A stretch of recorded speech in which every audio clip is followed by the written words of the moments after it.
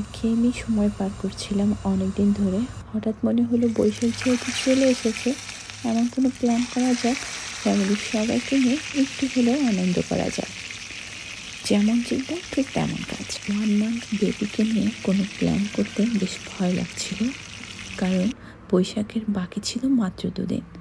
এই 2 দিনে আমি যে প্ল্যানটা করেছি সেটা কতটুকু সাকসেস করতে পারবো সেটা ভেবে একটু আঁকাআঁকি করে নিলাম। বাসায় যা যা ছিল সেটা দিয়ে বারান্দাটা একটু ডেকোরেশন করে ফেললাম।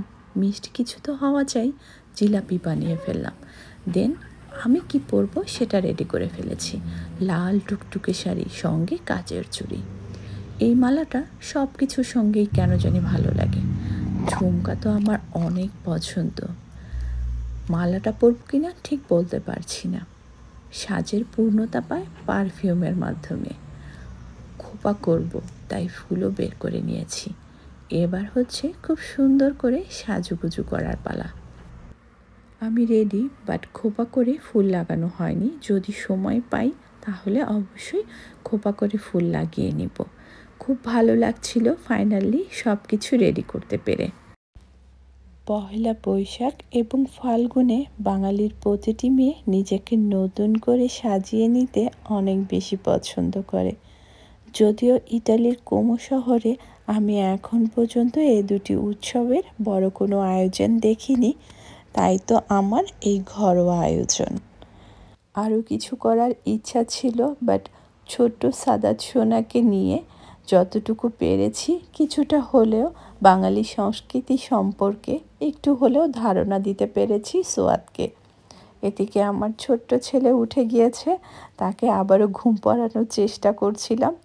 আর সেদিন আমার ছোট্ট সাদা সোনা অনেক বেশি লক্ষ্মী ছিল, মাকে একদমই বিরক্ত করেনি। এরপরে হলো আমাদের ফটো সেশন। বিদ্যুৎ আর পাঞ্জাবি পরার সময় করে উঠতে পারেনি। অন্যদিকে আমার সাদা সোনা ঘুম থেকে উঠে গিয়েছে। সকাল থেকে বেশ শান্ত ছিল, ঘুম থেকে উঠেছে অনেক কান্না করতে করতে। তার বড় ভাইয়া আর আমি তাকে শান্ত করার চেষ্টা করছিলাম।